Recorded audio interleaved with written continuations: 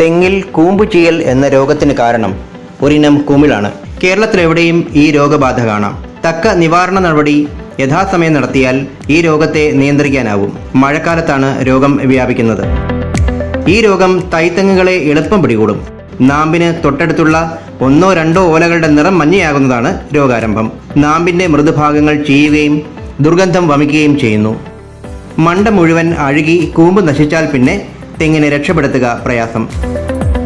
നിയന്ത്രണം: ആരംഭ ദിശയിൽ തന്നെ രോഗമെന്തെന്ന് തിരിച്ചറിഞ്ഞ് നിയന്ത്രണ നടപടിയെടുക്കണം. അഴുകിയ ഭാഗങ്ങൾ മുഴുവനും ചെത്തി നീക്കി ബോർഡോ കുഴമ്പ് പൂശി മഴയേൽക്കാതെ മൺകലം കൊണ്ട് മൂടുകയും വേണം. തെങ്ങിൻ്റെ ചെത്തി മാറ്റിയ ഭാഗങ്ങൾ കത്തിച്ചു കളയുക. തോട്ടത്തിലുള്ള മറ്റെല്ലാ തെങ്ങുകളിലും ബോർഡോ മിശ്രിതം 1% വീര്യത്തിൽ തയ്യാറാക്കി തളിക്കുകയും വേണം. മഴയാരംഭത്തിലും ശേഷവും ബോർഡോ കുഴമ്പ് തളിക്കുന്നതുകൊണ്ട് രോഗസാധ്യതയും വ്യാപനവും തടയാം.